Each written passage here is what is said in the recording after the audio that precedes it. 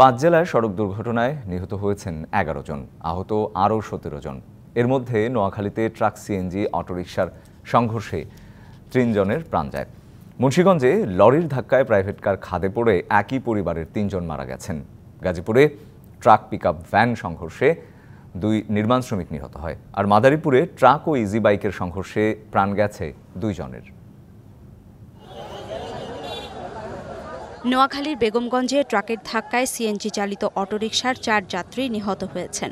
শনিবার সকালে নোয়াখালী লক্ষ্মীপুর আঞ্চলিক মহাসড়কের চন্দ্রগঞ্জ পূর্ব বাজারে এ দুর্ঘটনা ঘটে। পুলিশ জানায়, একটি দ্রুত গতির ট্রাক বিপরীত দিক থেকে আসা সিএনজি চালিত অটোরিকশাকে ধাক্কা দেয়। এতে অটোরিকশাটি নিয়ন্ত্রণ হারিয়ে পার্শ্ববর্তী খালে পড়ে ডুবে যায়। এ সময় অটোরিকশার 3 যাত্রী নিহত হন। সিলেট যাওয়ার জন্য তো আপনার 4টা সাড়ে 4টার সময় রওনা দিছে আর কি বাড়ি থেকে।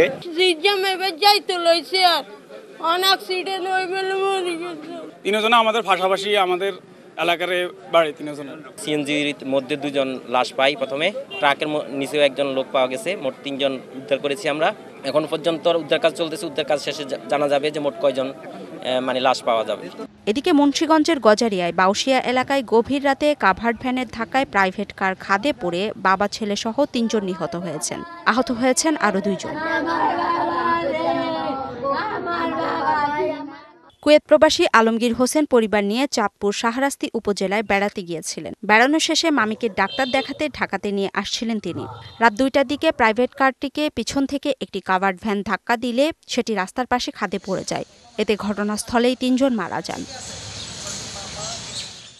এদিকে ভোরে গাজীপুরের শ্রীপুরে ট্রাক ও পিকআপ ভ্যান সংঘর্ষে 2 নির্মাণ শ্রমিক নিহত হয়েছেন। এতে আহত হয়েছেন আরও 12 জন শ্রমিক। মাদারীপুরের রাজৈরে গাছ বোঝাই ট্রাকের সঙ্গে সংঘর্ষে ইজি বাইকে 2 যাত্রী মারা গেছেন। আহত হয়েছেন আরও 3 জন। সকাল 9টার দিকে রাজৈর শ্রীনদী আঞ্চলিক সড়কের বদরপাশা ইউনিয়নের কাঠালিয়া সেতুর পাশে এ ঘটনা ঘটে। অন্যদিকে মোংলা খুলনা মহাসড়কে সড়ক দুর্ঘটনায় প্রাণ গেছে 1 জনের। Arghamitra Tarafdar, DBC news desk.